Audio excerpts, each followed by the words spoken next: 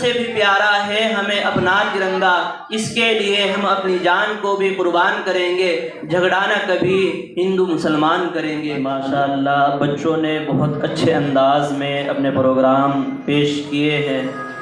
اللہ تبارک و تعالی انہیں علم نافع عطا فرمائے۔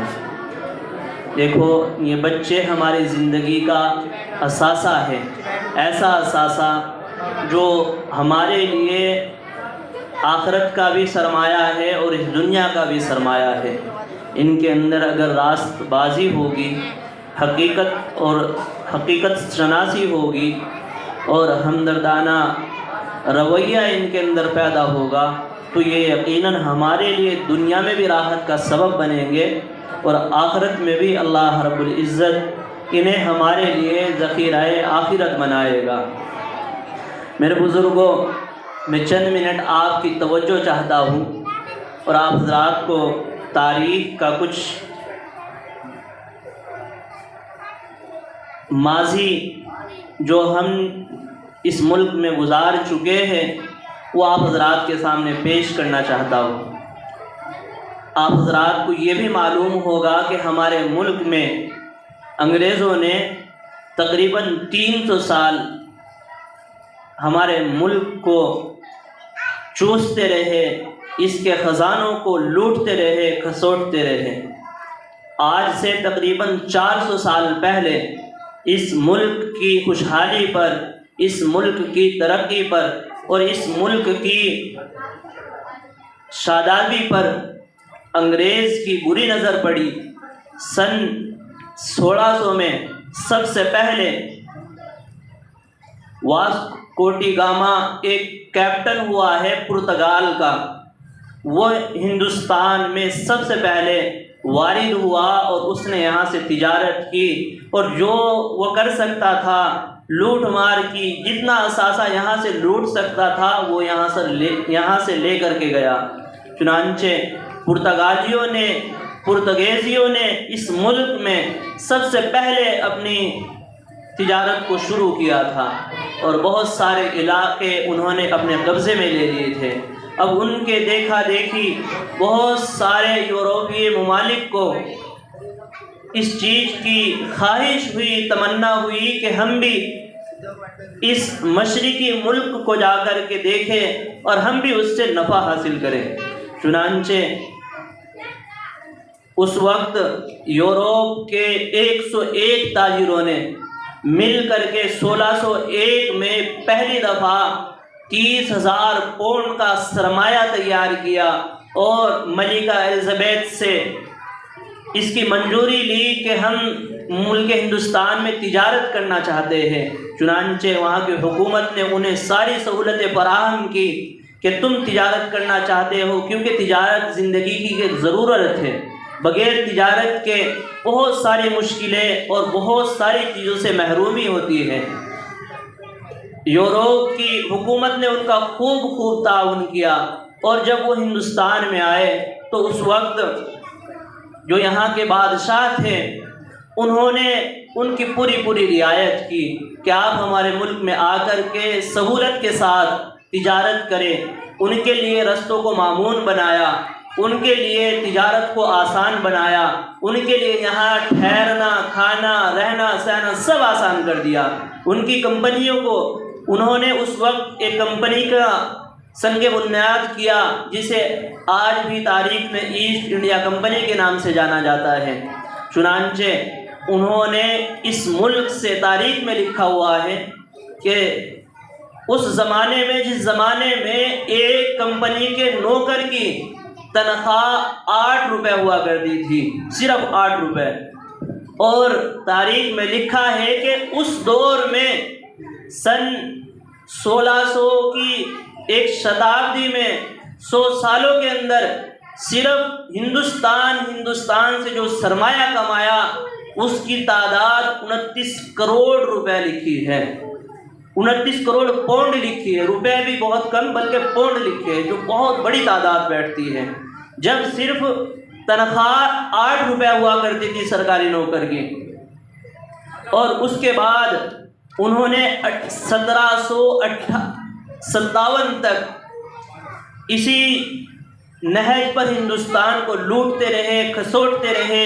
اور طرح طرح کے ہتھ کنڈے اپنا کر کے ہندوستان کی جاگیر کو قبضاتے رہے۔ سب سے پہلے انہوں نے کلکتہ میں نواب سراج الدولہ کی جو ریاست تھی اس پر اپنی ناپاک نظریں ڈالی، بلکہ اس سے بھی پہلے ہندوستان کی 3 عظیم بندرگاہیں ہیں، ایک ممبئی کے اندر ہے، ایک کلکتہ کے اندر ہے اور ایک مدراس کے اندر ہے۔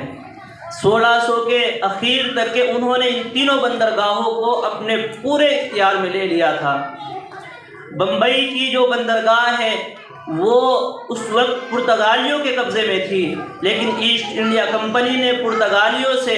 اسے کرائے پر لیا، اور کرایہ کتنا؟ صرف 10 پاؤنڈ۔ آج کے وقت میں 10 پاؤنڈ کی وہاں ایک جھوپڑی کی جگہ بھی کرائے پہ نہیں ملتی، لیکن وہ ان کے لیے، پرتگالیوں کے لیے بے مقصد ہو چکی تھی، اس لیے پوری کی پوری بندرگاہ صرف 10 پاؤنڈ کے کرائے پر سالانہ 10 پاؤنڈ کا کرایہ ادا کرنے سے پوری کی پوری بندرگاہ ایسٹ انڈیا کمپنی کے حوالے کر دی۔ اس طرح وہ تینوں بندرگاہیں انگریزوں کے قبضے میں تھی، ایسٹ انڈیا کے قبضے میں چلی گئی، اور انہوں نے وقتاً فوقتاً اس سے اپنے بہت سارے منافعات کو حاصل کیا۔ چنانچہ ہندوستان میں ایک بہت قیمتی لکڑی پائی جاتی ہے جس سے جہاز تیار کیے جاتے تھے۔ اس وقت انگریزوں نے یہاں سے ہزاروں کی تعداد میں جہاز تیار کر کر کے اپنے سرمایے کو ڈھویا، اور یہاں کی لکڑی لیتے رہے، یہاں کے کاریگروں سے ان کی مہارت سے فائدہ حاصل کرتے رہے۔ لیکن یہ دور 150 سال تک کے چلا، اور اس 150 سالہ دور میں انہوں نے کمپنی کے نام پر اس ملک کو بالکل کنگال کر دیا، لیکن ابھی بھی ان کا جی نہ بھرا۔ پھر اس کے بعد میں 1857 کے بعد انہوں نے ایک الگ طریقہ اپنایا کہ ہندوستان کو لوٹنے کھسوٹنے کا ایک دوسرا رواج پیدا کیا اپنے اندر۔ انہوں نے اس کمپنی کو اتنی طاقت فراہم کی کہ یہ یہاں کی چھوٹی چھوٹی ریاستوں کو، راجاؤں کو، نوابوں کو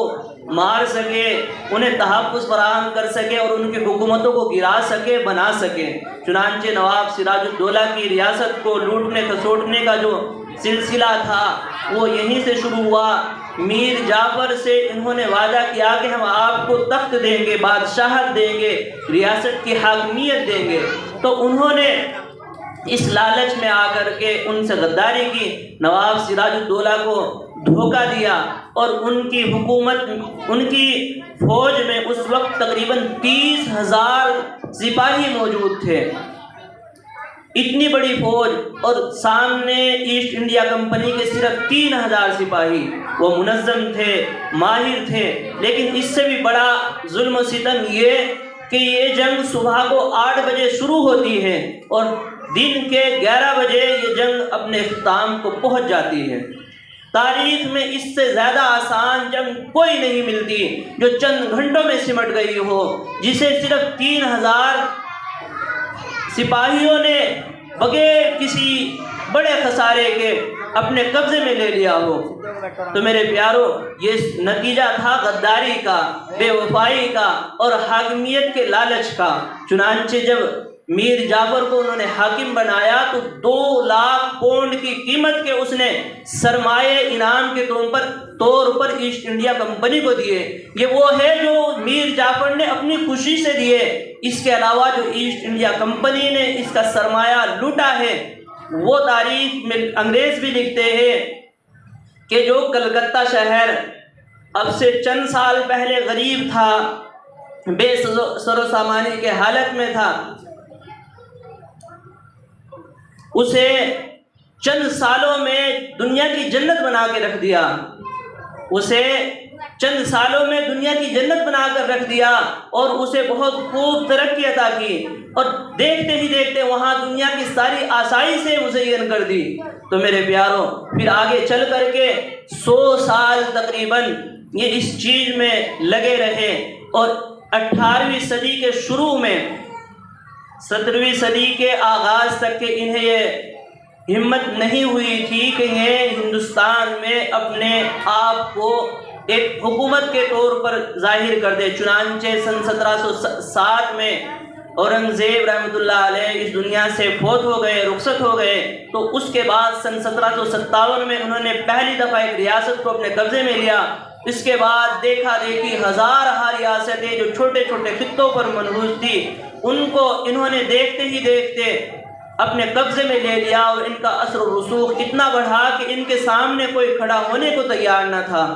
لیکن سارا زور جبر ان کا آ کر کے عوام کے اوپر نکلتا، لوگوں کو پریشان کرتے، انہیں مصیبتوں میں ڈالتے۔ چنانچہ اسی دور میں ٹیپو سلطان شہید رحمۃ اللہ علیہ ایک اکیلے ایسے سلطان تھے، بادشاہ تھے، جنہوں نے ان کے سامنے کھڑے ہونے کی جسارت کی، اور انہوں نے غلامی قبول کرنے کی بجائے اپنے آپ کو شہید کرانا پسند کیا۔ ان کے سامنے بڑی فوج موجود تھی، انہیں تمام حالات سے آگاہی حاصل تھی کہ ہو سکتا ہے کہ میری بغل میں کھڑے ہوئے لوگ میرے سے غداری کر لیں اور میری زندگی کو چند لمحوں میں ختم کر دیں گے، لیکن انہوں نے اس وقت اس ہمت اور بہادری کا مظاہرہ کیا، اور انہوں نے کہا کہ گیدڑ کی 100 سال کی زندگی سے شیر کی ایک دن کی زندگی بہتر ہے، اور انہوں نے اس نعرے کو بلند کرتے ہوئے میدان جنگ میں قدم رکھا اور اسی دوران شہید ہو گئے۔ چنانچہ جب ٹیپو سلطان شہید رحمۃ اللہ علیہ شہید ہوئے تو اس وقت انگریز نے اعلان کہہ دیا کہ آج سے ہندوستان ہمارا ہے۔ اس سے پہلے انگریز کی جسارت نہیں تھی کہ وہ ایسا اعلان کر سکے۔ جب انہوں نے اس ظلم و ستم کو جاری رکھا تو ایسٹ انڈیا کمپنی کے روابط کے مطابق لوگوں نے کوششیں کی سے اسے ہٹایا جائے۔ ہندوستان کی ایک خصلت یہ رہی ہے کہ جب اس پر کوئی ظالم، جابر اور تانا شاہی کے ارادے سے یہاں حکومت کرتا ہے تو عوام اسے بہت جلدی بھانپ لیتی ہے اور اسے برخاست کر دیتی ہے۔ چنانچہ تاریخ اس کی شہادت دیتی ہے کہ جب کبھی کوئی راجہ اپنی پرجا پہ ظلم کرتا تھا، اپنی رعایا کو پریشان کرتا تھا، تو اس کی رعایا اس کے خلاف کھڑی ہو جاتی اور بغاوت کرتی اور اس سے اپنے ملک کو، اپنی سرزمین کو پاک کر لیتی۔ لیکن یہ ایسٹ انڈیا کمپنی ایک ایسا زہر تھا جو پورے ملک میں پھیلا ہوا تھا، یہ ایک ایسا عذاب تھا کہ چھوٹے چھوٹے قریوں تک کے پھیل چکا تھا۔ اس کے خلاف جو بھی کھڑا ہوتا اسے یہ لوگ شہید کر دیتے، اس کے خلاف اگر کوئی آواز اٹھاتا اس کی زبان کو کھینچ لیا جاتا تھا، اس کے خلاف اگر کوئی قدم بڑھاتا اس کے قدم کاٹ دیے جاتے تھے، اس کے خلاف اگر کوئی اپنی ذہانت کو استعمال کرتا تو اس کو بے یار و مددگار کر کے کالی کوٹری میں ڈال دیا جاتا۔ چنانچہ 1818 میں اس وقت حضرت شاہ عبدالعزیز محدث دہلوی رحمۃ اللہ علیہ نے اپنی دور اندیشی سے، مرد قلندر نے اس چیز کو بھانپ لیا کہ یہ ملک آج ہمارے ہاتھوں سے جا رہا ہے، اور اس ملک میں اب انگریزوں نے ایسا ماحول پیدا کر دیا ہے کہ اب ہمارے ملک کو بچانا ہمارے لیے بہت ضروری ہو گیا۔ انہوں نے اس وقت فتویٰ دیا کہ انگریز کی فوج میں بھرتی ہونا حرام ہے، انگریز کے خلاف تمہیں جنگ لڑنا تمہارے اوپر جہاد واجب ہو چکا ہے۔ لیکن میرے پیاروں، اس وقت ایمانی حالت اتنی کمزور تھی کہ اس بات کو عملی جامہ پہنانے میں حضرت شاہ عبدالعزیز کی زندگی لگ گئی۔ اس کے بعد میں انہوں نے اپنے دو جانثار ساتھی کھڑے کیے کہ حضرت سید احمد شہید رحمۃ اللہ علیہ، حضرت اسماعیل شہید رحمۃ اللہ علیہ، انہوں نے مسلسل 14 سال محنت کی، اور 14 سال محنت کرنے کے بعد ایک معرکہ لڑا جو بالا کوٹ کی پہاڑیوں کے درمیان لڑا گیا، اور بڑی جد و جہد کر کے پہلی جنگ آزادی کا آغاز کیا۔ لوگ جو درجوک ان میں جمع ہوتے رہے، لیکن بہرحال اتنے بڑے سامراجیہ کے سامنے، اتنی بڑی فوج اور کمپنی کے سامنے جس نے پورے ہندوستان کو افغانستان سے لے کر رنگون کے آخری کونے تک کے اپنے قبضے میں لے رکھا تھا، جہاں سمندری حدود تک کے اس کا قبضہ تھا، تمام بندرگاہیں اس کے قبضے میں تھی، تمام تر وسائل اس کے ہاتھ میں تھے، فوجیں اس کی تھی، بادشاہت اس کی تھی، سب کچھ حکم اس کا چلتا تھا۔ ایک انگریز اپنی تاریخ میں لکھتا ہے کہ ہماری حکومت میں سورج غروب نہیں ہوتا، وہ 24 گھنٹے اپنے گھوڑوں پر چڑھے رہتے تھے اور دن رات مال کو لوٹنے کی، ملک کو کھسوٹنے کی کوشش کرتے رہتے تھے۔ اور میرے پیاروں، اس سے بھی بڑا ظلم جب 18ویں صدی میں یہ جنگ آزادی کی آواز اٹھی، اس وقت شروع ہوا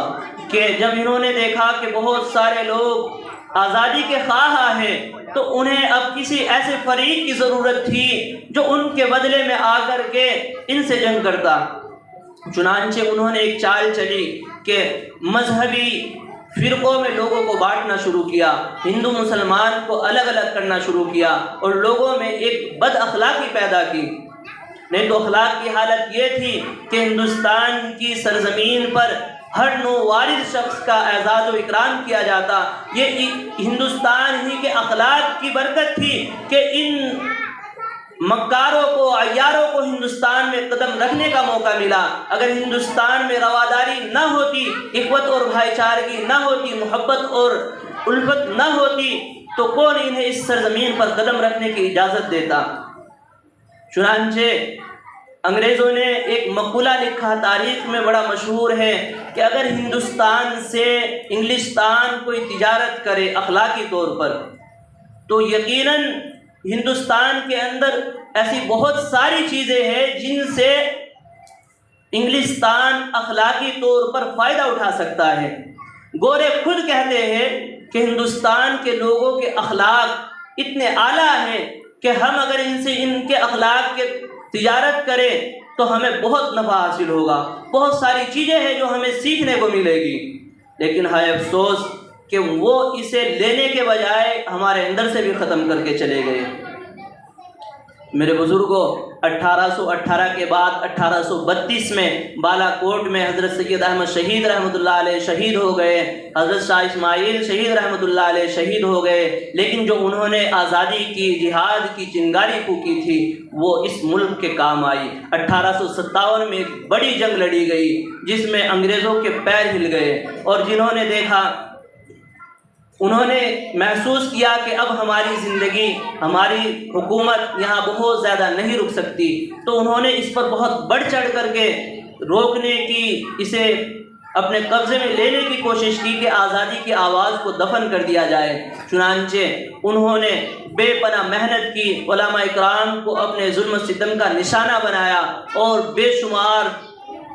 لوگوں کا خون بہایا، بلکہ حالت ایسی آ گئی تھی کہ بنا لڑے بھی، تاریخ مورخین لکھتے ہیں کہ بنا لڑے بھی اس قدر ظلم تھا کہ روزانہ لاکھوں کی تعداد میں ہندوستان کے لوگ بھوک سے مر رہے تھے۔ اس قدر انہوں نے اس ملک کو ایذا پہنچائی اور اسے برباد کیا۔ کروڑوں کی آبادی میں لاکھوں لوگ روز مر رہے تھے اور روز اپنی جان سے ہاتھ دھو رہے تھے صرف 2 وقت کے کھانے کے لیے۔ اس سے پہلے ہمارے ملک کی حالت یہ تھی کہ مورخین لکھتے ہیں کہ بادشاہ تغلق کے دور میں وہ روزانہ اپنے مہمان خانے میں 25,000 مہمانوں کو ایک وقت میں کھانا کھلایا کرتا تھا، اور اس سے بڑھ کر کے سالانہ 2 لاکھ جوڑے غریب غربا میں تقسیم کیا کرتا تھا۔ اس سے آگے بڑھ کے جب بادشاہ اکبر کا دور تھا، اس وقت اس زمانے میں بادشاہ اکبر جب سیر کے لیے نکلتا تو بہت بڑے بڑے تودے اپنے خزانے سے بھر کر کے راستے میں لوگوں کو، فقیروں کو، غریب غربا کو تقسیم کیا کرتا۔ اور پھر جہانگیر کے دور میں ایسی امیری تھی کہ اس کے وزن کے برابر مال تول کر کے 12 دفعہ اس کے وزن کو ماپا جاتا، پھر جتنا وزن ہوتا سارے وزن کے برابر اشرفیہ اور بہت سارے زیورات، سونا چاندی، خوشبو، کپڑے لتے سب غریب غربا میں تقسیم کیے جاتے ہیں۔ اس سے آگے بڑھ کر کے جب اورنگزیب کا دور آیا تو اس نے کہا کہ سرکاری اثاثے کو گنا جائے، تو چنانچہ اس نے ہزاروں انسانوں کو، نفوس کو یہ ذمہ داری دی کہ جاؤ شاہی خزانے کا اندازہ لگاؤ۔ تو لکھتے ہیں مورخین کہ جب انہوں نے تولنا شروع کیا تو 3 مہینے گزر گئے، اور 3 مہینے گزرنے کے بعد انہوں نے بادشاہ کو رپورٹ دی کہ ہم نے جو چاندی تولی ہے وہ خزانے کی 1 کھوٹ ہے، صرف 1 کھوٹ ہے، اور اب تک کے 3 مہینے گزر گئے، ہزاروں آدمی اس کے تولنے میں لگے ہوئے ہیں، اور یہ جو اس کی تعداد کئی ہزار کوٹلوں میں لکھی ہے کہ وہ اتنی ہو چکی ہے، لیکن ابھی اثاثہ ختم نہیں ہوا ہے۔ صرف جہاں سے ہم نے شروع کیا تھا اسے اگر کہا جائے تو صرف 1 کھوٹ خالی ہوئی ہے۔ تو بادشاہ نے کہا کہ ہمارے ملک پہ ابھی اتنی طاقت ہے کہ ہم اپنی عوام کو خوشحال رکھ سکتے ہیں، اب آگے ضرورت نہیں ہے کہ اس کا آپ اندازہ لگائیں یا اسے تولیں۔ تو چنانچہ ہمارا ملک پہلے سونے کی چڑیا کے نام سے مشہور تھا، لیکن انگریزوں نے اسے اس طرح خالی کیا کہ آپ اندازہ نہیں لگا سکتے۔ پہلے یہاں کوئی غریب ڈھونڈے سے نہیں ملتا تھا، مسلمانوں نے جب اس پر حکومت کی تو اسے 4 چاند لگائے، یہاں اس زمین کو اپنا وطن بنایا، اس زمین سے انہوں نے خود بھی کھایا اور دوسروں کو بھی کھلایا، اس زمین پر آباد ہو کر کے انہوں نے اس ملک کے تمام باشندوں کو برابری کے حقوق دیے۔ خود اورنگزیب رحمۃ اللہ علیہ کی حکومت اس بات کی شاہد ہے کہ بنارس کے مندروں میں جب اختلاف ہوا تو انہوں نے اپنے شاہی خزانے کو کھول دیا اور تمام مہنتوں اور برہمنوں کو تحفظ دیا اور تمام مندروں کو بنارس کی تحفظ دیا اور وہاں کے تمام پجاریوں کو تحفظ دیا اور کہا کہ ان کے بارے میں اگر کسی کو کوئی مسئلہ درپیش ہو تو وہ انہیں سزا نہیں دے سکتا، حتیٰ کہ وہاں کے وقت کے گورنر کو یہ حکم دے دیا کہ تمہیں اگر چاہیے کہ تمہارا ان سے کوئی معاملہ بگڑے تو تم میرے دربار میں پیش ہو کر کے ان کا معاملہ پیش کرو۔ تو یہاں تک کہ ہر ایک مذہب کے ماننے والوں کو تحفظ دیا گیا، ہر ایک مذہب کے ماننے والوں کو ترقی دی گئی، چنانچہ ان کے وظائف مقرر کیے گئے، ان کے مندروں کی تعمیر کی گئی، اور جو دوسرے مذہب کے ماننے والے تھے انہیں بھی پورا تحفظ عطا کیا گیا۔ چنانچہ انگریز خود لکھتا ہے کہ ہمارے چرچ کے ایک پادری نے کمپنی کی اعلیٰ افسران کو یہ مشورہ دیا کہ ہمارے لوگوں نے، ہماری کمپنی کے کارکنوں نے جس انداز سے ہندوستان کو لوٹا ہے تو یہ یقیناً ہمارے چرچوں کو، ہمارے دین کو، ہمارے مذہب کو بدنام کرتا ہے۔ تو یقیناً انگریزوں نے جس شیطانیت کے ساتھ، جس مکر اور فریب کے ساتھ اس ملک کے ساتھ میں ظلم و ستم کیا وہ آیا ہے۔ آج کی تاریخ اس بات کی گواہی ہے کہ لندن جیسے ملک کے اندر، لندن جیسے شہروں کے اندر جو خزانہ موجود ہے وہ ہندوستان کی پیداوار ہے، ہندوستان کا سرمایہ ہے، ہندوستان کے خون سے سینچی ہوئی دولت ہے۔ بلکہ مورخین لکھتے ہیں کہ انگریزوں کے آنے سے پہلے ہندوستان کا حال یہ تھا کہ یہاں سے 1 پیسہ باہر جاتا تھا تو وہ گھوم پھر کر کے وہ پیسہ بھی ہندوستان میں واپس آ جایا کرتا تھا۔ اس کی انہوں نے مثال یوں دی ہے کہ ہندوستان کی زمین زرخیز تھی، یہاں غلے ہر طرح کے پیدا ہوتے تھے، یہاں ہر طرح کی آسائشیں موجود تھی، انسانی زندگی کو جو چیز چاہیے تھی وہ ہر چیز یہاں موجود تھی۔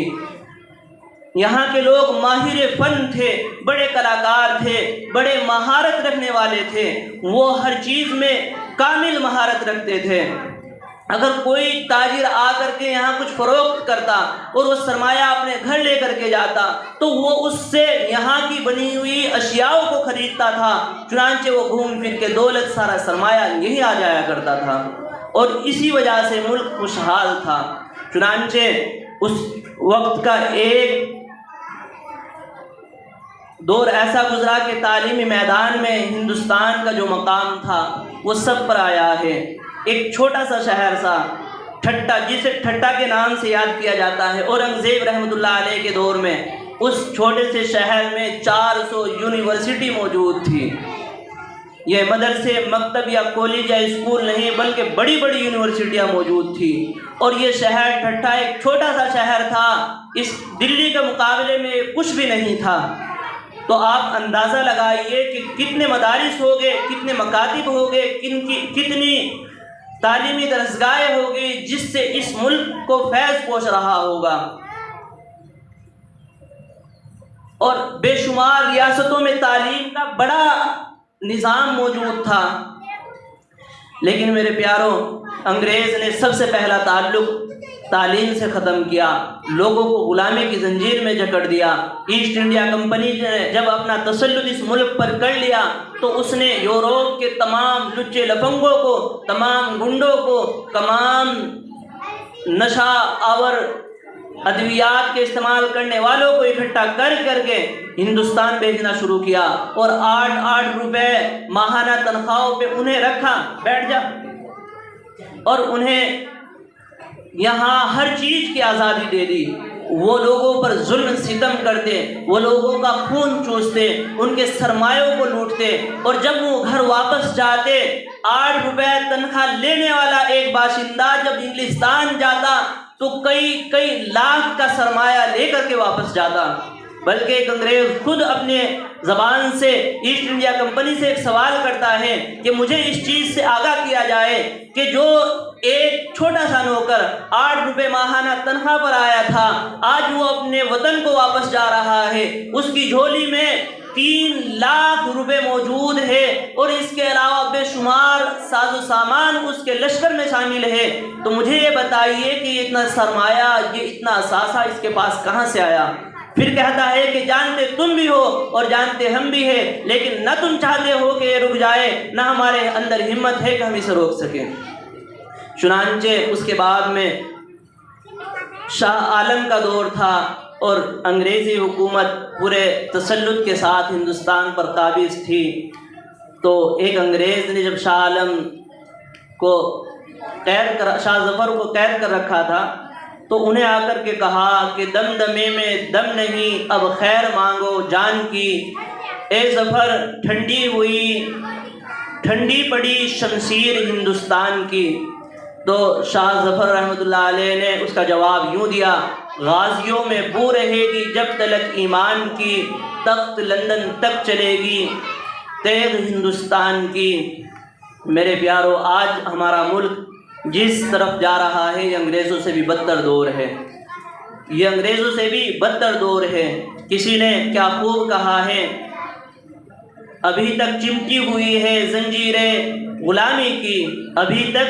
چمٹی ہوئی ہے زنجیریں غلامی کی، دن آ جاتا ہے آزادی کا، آزادی نہیں آتی۔ ہمیں چاہیے کہ ہم اپنے وطن کی ترقی کے لیے کوشش کریں، اور اس ملک کو بچانے کے لیے، اس ملک کو سنوارنے کے لیے محنت کریں۔ کسی نے کیا خوب کہا ہے، ایک دوجے کا ہم سبھی سمان کریں گے، جھگڑا نہ کبھی ہندو مسلمان کریں گے، نفرت جو پھیلائے ہمیں آپس میں لڑا کر اس کے خلاف ہم جنگ کا اعلان کریں گے۔ جان سے بھی پیارا ہے ہمیں اپنا ترنگا، اس کے لیے ہم اپنی جان کو بھی قربان کریں گے، جھگڑا نہ کبھی ہندو مسلمان کریں گے۔ اللہ تبارک و تعالی ہم سب کو اپنے ملک سے محبت کرنے کی توفیق عطا فرمائے۔ اور آخر میں عرض کر دوں کہ میرے پیاروں، آج تعلیم کو 2 حصے میں بانٹ دیا گیا ہے۔ اب سے پہلے جب مسلمانوں نے اس ملک پر حکومت کی تو تعلیمی اداروں کا نام صرف مدرسہ تھا، انگریزوں نے اسے لا کر کے اسکول اس کے سامنے رکھ دیا، ایک اعلیٰ تعلیم کا نظریہ پیش کیا، اعلیٰ تعلیم کا ایک نظریہ پیش کیا۔ ہماری ذہنوں پہ یہ غرض ڈال دی گئی کہ مدرسہ صرف اور صرف دین کی تعلیم حاصل کرنے کا ذریعہ ہے۔ میرے پیارو، ایسا نہیں ہے۔ اگر ہم اپنے مدرسوں کو مضبوط کریں گے، اپنے مدرسوں کو ترقی کی طرف لے کر کے چلیں گے، تو یقین جانو انہی مدرسوں سے وہ علوم و فنون ظاہر ہوں گے، وہ اعلیٰ تعلیم میسر ہوگی، جس سے اس ملک میں امن و امان آئے گا، اس ملک میں ترقی آئے گی۔ تو میں آپ سبھی مہمانوں کا شکر گزار ہوں کہ آپ حضرات ہماری ادنا سی دعوت پر تشریف لائے اور اپنا قیمتی وقت، کئی گھنٹوں سے آپ یہاں بیٹھے ہوئے ہیں، ہمارے لیے وقت کیا۔ اللہ تبارک و تعالیٰ آپ حضرات کو اس کا خوب اجر عطا فرمائے۔ دعا کرے کہ اللہ رب العزت اس مدرسے کو ہماری بستی کا، ہمارے ملک کی ترقی کا ذریعہ بنائے۔ اللہ تبارک و تعالیٰ اس کا فیض جاری و ساری فرمائے۔ میرے پیارے دوستوں، اب سے پہلے مدرسے کا ماہانہ خرچ جو تھا وہ صرف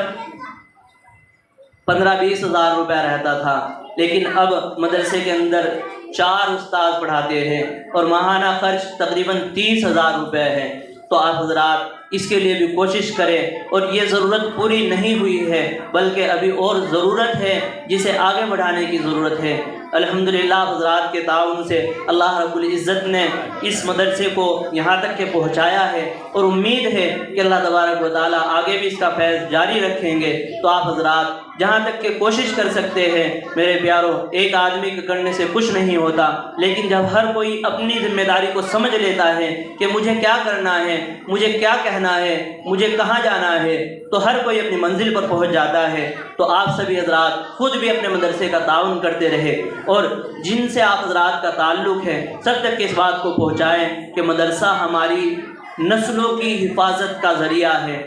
مدرسہ ہمارے بچوں کے اخلاق کے تحفظ کا ذریعہ ہے۔ اس ارتداد کے دور میں مدرسہ ہی ایک واحد جگہ ایسی ہے جہاں ہمارے بچوں کا دین محفوظ ہوگا، دنیا محفوظ ہوگی، عزتیں محفوظ ہوگی، تمام چیزوں کی حفاظت کرنے کا اگر کوئی قلعہ موجود ہے تو وہ مدرسہ ہے۔ لیکن ہمیں اسے ایسا بنانا پڑے گا، ہمیں اسے اس ترقی تک کے لے جانا پڑے گا، ہمیں اس کی ضرورتوں کے لیے اپنے قربانیاں پیش کرنی پڑے گی۔ تو انشاءاللہ ہم امید کرتے ہیں کہ ہم اللہ سے مانگیں گے بھی، اور جو اپنے پاس اللہ کی نعمتیں موجود ہیں ہم انہیں اس میں لگائیں گے بھی انشاءاللہ تعالی۔ سبھی حضرات اپنے مدرسے کو ہر وقت یاد رکھے اور اپنے مدرسے کا تعاون کرتے رہے انشاءاللہ تعالی۔ آپ حضرات کو بھی اس کا اجر ملے گا، دنیا و آخرت میں اللہ رب العزت آپ کو اس کی برکت عطا فرمائیں گے۔